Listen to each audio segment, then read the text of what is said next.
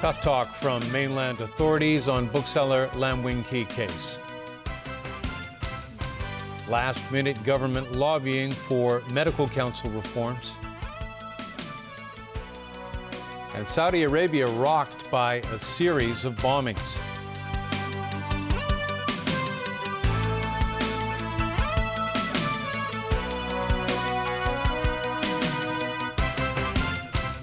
Good evening. Mainland authorities have stated the case against bookseller Lam Wing-Kee during talks with their Hong Kong counterparts today on the cross-border notification mechanism.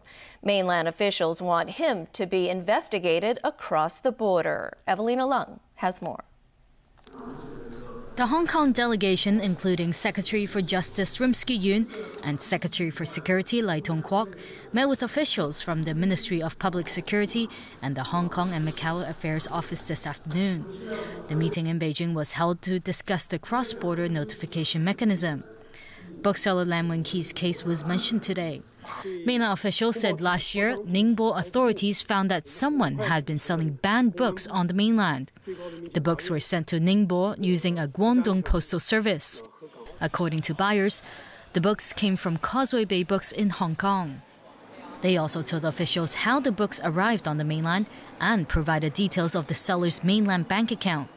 In October last year, Ningbo authorities arrested Lam Wing-Kee and other booksellers for investigation. Their probe revealed that in 2012, Lam was caught for bringing banned publications to the mainland while he was crossing the Lo Wu border.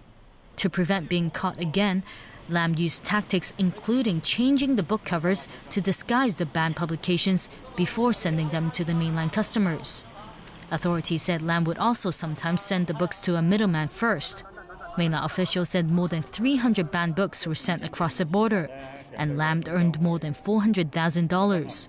After months of being detained, the bookseller was allowed to return to Hong Kong last month for personal reasons, with a promise to abide by his bail conditions. After Lam returned to the SAR, he openly said that he would not return to the mainland. Mainland public security officials warned that Lam could face tougher legal action if he fails to return for further investigation. Now, on improving the cross-border notification mechanism, the Minister of Public Security said the central government is greatly concerned about this and hopes a revised mechanism would improve cooperation between law enforcement on both sides. Evelina Lang, TVB News. The government has made a late attempt to lobby lawmakers' support for proposed medical council reforms. But as Adam Shu reports, pan-democratic legislators are still not swayed. The Legislative Council is to resume debate tomorrow on the amendment bill to reform the Medical Council. The government met with both the pro-establishment and the pan-democratic camps this afternoon, hoping they would support the bill. Officials insist it would benefit patients and restore the public's faith in the Medical Council. Secretary for Food and Health Ko Wing-man has accused the doctors of refusing to make a single compromise, while the government has agreed to allow 2 members from the Academy of Medicine to be elected rather than appointed. In the past week and in the past few days, especially, we have met with different stakeholders, including many doctors' groups. I think we have tried our best to clarify all the misconception that is generated from the amendment bill. But the pan-democrats insist lawmaker Kwok Ka-Kie's proposal to elect rather than appoint 4 medical members should be accepted if the government is to appoint 4 lay members to the board. It's only one very important issue to us, is professional autonomy. This would not jeopardize the initial intention of the government to speed up the hearing or to make medical council more transparent.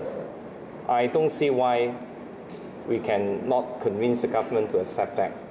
The pan-democratic lawmakers will meet patients' representatives tomorrow, hoping to win their support for Kwok's proposal. Asked if they will vote against the amendment bill if the proposal is rejected by the government, the legislators said they would have to discuss it with their own parties. Adam Xu, TVB News. Chief Executive Leung Chun-ying has played down reports that his top deputy may challenge him in next year's CE election. This has Leung released his fourth work report highlighting his government's performance. The report is titled Improving Livelihood, Building for the Future. On housing, it says the number of new homes that will be made available in the next 3 to 4 years is projected to hit 92,000. That would be the highest since 2004. The report also says that for the second consecutive year, the number of people living in poverty is below 1 million, and welfare applications have dropped to a 14-year low. Leung was asked today about a possible bid by Chief Secretary for Administration Carrie Lam to run for the top job. He said people just may be thinking too much. China today kicked off 7 days of military drills in the South China Sea. Beijing's neighbors have hit out at the maneuver. The Chinese Defense Ministry insists the military exercises are routine, but Vietnam has protested against the war games near the Paracel Islands. Hanoi says they pose a threat to maritime safety. It's demanding that China stop them. Tensions have been rising in the region ahead of a ruling next week by an arbitration court over conflicting territorial claims between China and the Philippines. Beijing has promised to ignore any ruling by the tribunal, saying it has no legal validity. The United States and Japan have agreed to reduce the number of civilians working on American military bases who get immunity from Japanese prosecution. The deal to limit legal protections and benefits for some personnel is a bid to address simmering resentment over a heavy U.S. troop presence and crimes linked to the bases on the island of Okinawa. In May, an air base contractor was arrested in connection with the rape and murder of a 20-year-old local woman. Large demonstrations have demanded the removal of the bases and threatened to halt plans to relocate some Marine units away from populated areas to more remote bases. About half of the 50,000 American troops stationed in Japan are based in Okinawa under a bilateral security agreement. Suicide bombers have struck 3 cities across Saudi Arabia, killing at least 4 security officers and injuring several others. No group has yet claimed responsibility for what appears to be a coordinated campaign of attacks. James Aiken reports. The attacks happened as Muslims prepare to break their fast towards the end of the holy month of Ramadan. 4 security officers were killed and 5 others were injured when a suicide bomber detonated his vest in a parking lot outside the Prophet Muhammad's mosque in Medina just before evening prayers last night. The mosque is the second holiest site in Islam. Witnesses said they felt the ground shake as though a building had imploded. The governor of Mecca, who is a son of King Salman, was shown on state television visiting the injured and the site of the explosion. The attacker was identified as a Pakistani resident who worked as a driver. Also last night, suicide bombers struck a Shiite mosque in the eastern city of Qatif. There were no reports of injuries. Hours earlier, a bomber attacked the U.S. consulate in the western city of Jeddah. 2 guards suffered minor injuries. Security forces detonated 6 explosive devices found at the scene of the attack. It was the first bombing in years that attempted to target foreigners in the kingdom. About 9 million foreigners live in Saudi Arabia. The U.S. State Department said no Americans or consulate staff were hurt in the Jeddah blast. U.S. citizens are being warned to be aware of their surroundings. The assaults follow days of mass killings claimed by the Islamic State group in Turkey, Bangladesh, and Iraq. The Saudi Interior Ministry said the attacks in Saudi Arabia seem to have been timed to coincide with the end of Ramadan. The possibility of coordinated attacks underscores the threat the kingdom faces from extremists who see the Saudi monarchy as heretics and enemies of Islam. Saudi Arabia is part of the U.S.-led coalition fighting Islamic State in Iraq and Syria, and the militant group views its ruling monarchy as an enemy. James Aiken, TVB News. Britain's Conservative Party has begun the first round of voting in a leadership contest to replace Prime Minister David Cameron. While the British turn inward to try to find someone who can guide the UK during this time of crisis, European leaders trying to chart a future post-Brexit. Tony Sabine reports. There were few tears shed after it emerged that the man who had done more than others to influence Britain to leave the EU had quit his post. Last night, Nigel Farage resigned as head of the UK Independence Party, and today people were scathing of his legacy.